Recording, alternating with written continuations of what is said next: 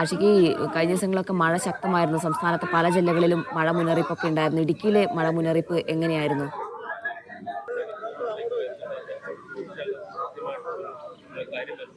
ജീന, കഴിഞ്ഞ ഏതാനും ദിവസങ്ങളായി ഇടുക്കി ജില്ലയിൽ അനുഭവപ്പെട്ടിരുന്നത് അതിശക്തമായ മഴയായിരുന്നു. പ്രത്യേകിച്ച് രാത്രികാലങ്ങളിൽ അപ്രതീക്ഷിതമായ മഴ ലഭിക്കുന്ന സാഹചര്യം നിലനിന്നിരുന്നു. അടിമാലിയിൽ ഇപ്പോഴുണ്ടായിട്ടുള്ള ഈ മണ്ണിടിച്ചിലിന്റെ ആദ്യഘട്ടം ഉണ്ടായതും മഴയെ തുടർന്നായിരുന്നു എന്നുള്ളതും പ്രധാനപ്പെട്ടതാണ്. രാത്രികാലങ്ങളിൽ എന്താ സംഭവിക്കുമെന്ന് പ്രതീക്ഷിക്കാൻ കഴിയാത്ത രീതിയിലേക്ക് കാര്യങ്ങൾ മാറിയിരുന്നു. ഇന്നലെ രാത്രി രക്ഷാപ്രവർത്തനം നടക്കുമ്പോൾ ഉണ്ടായിരുന്ന ഏറ്റവും പ്രധാനപ്പെട്ട ആശങ്ക, രാത്രി മഴ പെയ്താൽ ഇപ്പോഴുള്ള മണ്ണ് വീണ്ടും ഇടിഞ്ഞു വീണാൽ രക്ഷാപ്രവർത്തനത്തെ തന്നെ ബാധിക്കുന്ന നിലയിലേക്ക് കാര്യങ്ങൾ മാറുമെന്നുള്ള ആശങ്ക നിലനിന്നിരുന്നു. നമുക്കൊപ്പം ഇവിടുത്തെ പ്രാദേശിക ജനപ്രതിനിധിയായി കൂടിയുള്ള ഷാജഹാൻ ചേരുന്നുണ്ട്, ബിജു ചേരുന്നുണ്ട്.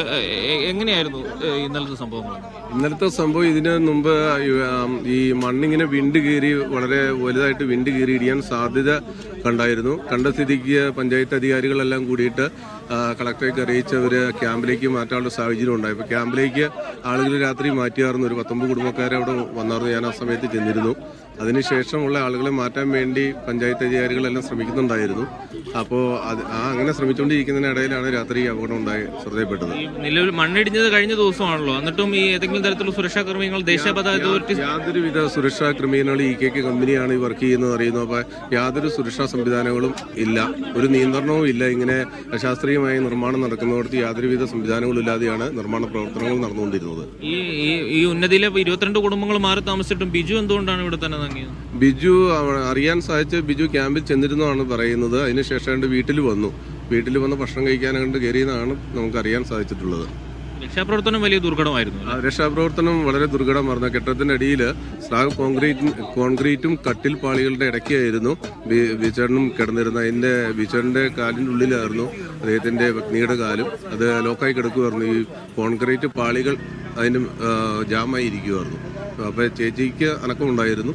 ഡോക്ടർ വന്ന് പരിശോധിക്കുകയൊക്കെ ചെയ്തു. അതിനുശേഷം ഫയർഫോഴ്സും NDRFന്റെ സംഘങ്ങളും ഉണ്ടായിരുന്നു. ഞങ്ങളും അവരോടൊപ്പം സഹകരിക്കുകയുണ്ടായി. അപ്പോൾ വളരെ ദുഷ്കരമായിരുന്നു. ഏതാണ്ട് ഒരു 5 മണിക്കൂറിന് ശേഷമാണ് അവരെ പുറത്തെത്തിക്കാൻ കഴിഞ്ഞത്.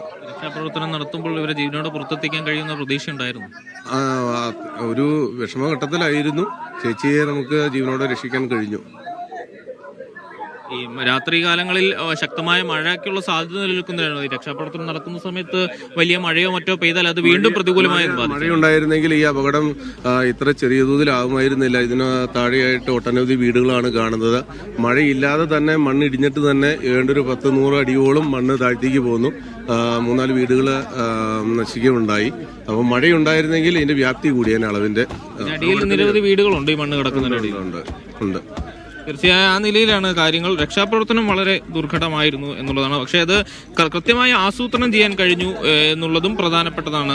ഈ സന്ധ്യ വീടിനുള്ളിൽ കുടുങ്ങിക്കിടക്കുമ്പോൾ കൃത്യമായി ആരോഗ്യ നിരീക്ഷിക്കാൻ വേണ്ടി ഡോക്ടർമാരുണ്ടായിരുന്നു, ആംബുലൻസ് സംവിധാനങ്ങൾ എത്തിയിരുന്നു. പ്രത്യേകിച്ച് NDRF സംഘത്തിന്റെ ഒരു പങ്ക് കൂടി എടുത്തു പറയേണ്ടതാണ്. ഏറ്റവും നിർണായകമായ സമയത്താണ് NDRF സംഘം സംഭവ സ്ഥലത്തേക്ക് എത്തുന്നത്. ജില്ലാ കളക്ടർ ദിനേശൻ ചെറുവാട്ട് പ്രത്യേക നിർദ്ദേശം നൽകിയതിനെ തുടർന്ന് ഇടുക്കിയിലെ ക്യാമ്പിൽ നിന്ന് NDRF സംഘം എത്തുകയായിരുന്നു. അവരാണ് ഇതിന് കൂടുതൽ വേഗത്തിൽ ഈ പ്രവർത്തനങ്ങൾ മുന്നോട്ട് കൊണ്ടുപോകാനുള്ള സഹായമായത് എന്ന് നാട്ടുകാർ തന്നെ പറയുന്നുണ്ട്. അതിസൂക്ഷ്മമായിട്ടായിരുന്നു രക്ഷാപ്രവർത്തനം നടന്നത്. പ്രത്യേകിച്ച് രണ്ടുപേർ കുടുങ്ങിക്കിടക്കുന്ന 2 പേർ പരസ്പരം ലോക്കായ നിലയിൽ കാലുകൾ പിണഞ്ഞു കിടക്കുകയായിരുന്നു. അത് പാളികളായി കോൺക്രീറ്റുകൾ 2 പേരുടെയും മുകളിൽ കിടക്കുന്നു, അതിനിടയിൽ കട്ടിൽ കിടക്കുന്നു. ഇതെല്ലാം വളരെ സങ്കീർണമാക്കിയിരുന്നു. ഇവർക്ക് ഏതെങ്കിലും തരത്തിലുള്ള അപകടം ഉണ്ടാകാത്ത രീതിയിൽ വേണം രക്ഷാപ്രവർത്തനം നടത്തേണ്ട സാഹചര്യമായിരുന്നു ഉണ്ടായിരുന്നത്. അതുകൊണ്ട് അതിസൂക്ഷ്മമായിട്ടായിരുന്നു രക്ഷാപ്രവർത്തനം നടന്നിരുന്നത്. ആർക്കും തന്നെയും ഒരു തരത്തിൽ പരിക്കും പറ്റാതെ 2 പേരെയും ജീവനോടെ പുറത്തെത്തിക്കാനുള്ള ശക്തമായ ശ്രമമായിരുന്നു നടന്നത്. പക്ഷേ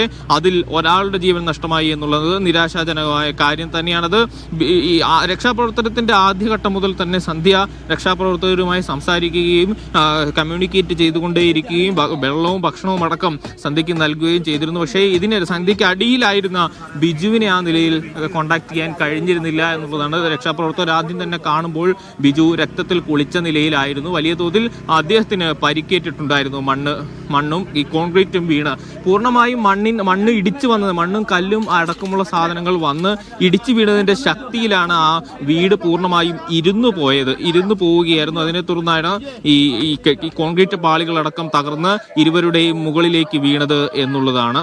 ഈ പ്രദേശത്തിന്റെ ഒരു പ്രത്യേകതയാണ് ഹൈറേഞ്ചിലേക്ക് പോകുന്ന ഭാഗങ്ങളിലുള്ള ഏറ്റവും പ്രധാനപ്പെട്ട അല്ലെങ്കിൽ അപകടകരമായ സാഹചര്യം ദേശീയപാതയുടെ അടക്കം ഒരു ഭാഗം കീഴ്ക്കാൻ തൂക്കായിട്ട് നിൽക്കുമ്പോൾ മറ്റൊരു ഭാഗം കൊക്കയായി നിലനിൽക്കുന്നു എന്നുള്ളതാണ്. അപ്പോൾ അത്തരം ഭാഗങ്ങളിൽ നിർമ്മാണ പ്രവർത്തനങ്ങൾ, പ്രത്യേകിച്ച് പാതയോരങ്ങളിലെ നിർമ്മാണ പ്രവർത്തനങ്ങൾ നടക്കുമ്പോൾ അതീവ സുരക്ഷാ ക്രമീകരണങ്ങൾ ഒരുക്കിക്കൊണ്ട് മാത്രമേ അത്തരം പ്രവർത്തനങ്ങളിലേക്ക് കടക്കാൻ സാധിക്കുകയുള്ളൂ. പക്ഷേ നിലവിൽ ഇവിടെ ചെയ്തിരിക്കുന്നത് യാതൊരു തരത്തിലുള്ള സുരക്ഷാ ക്രമീകരണങ്ങളും പാലിക്കാതെയുള്ള നിർമ്മാണ പ്രവർത്തനങ്ങളാണ് എന്നുള്ളതാണ്. അത് ഗൗരവതരമായി തന്നെ നാട്ടുകാർ എടുത്തു പറയുന്നുണ്ട്. ഈ മണ്ണിനടിയിൽ 3 കുടുംബങ്ങൾ കിടക്കുന്നു എന്നുള്ളതാണ്. 3 വീടുകൾ കിടക്കുന്നു. അവരുടെ എല്ലാ സമ്പാദ്യങ്ങളും ശേഖരങ്ങളും അടക്കം ഈ മണ്ണിനടിയിലായി പോയി എന്നുള്ളത് നമുക്ക് നിസ്സാരമായി തന്നെയും കാണാൻ കഴിയുകയില്ല. അത്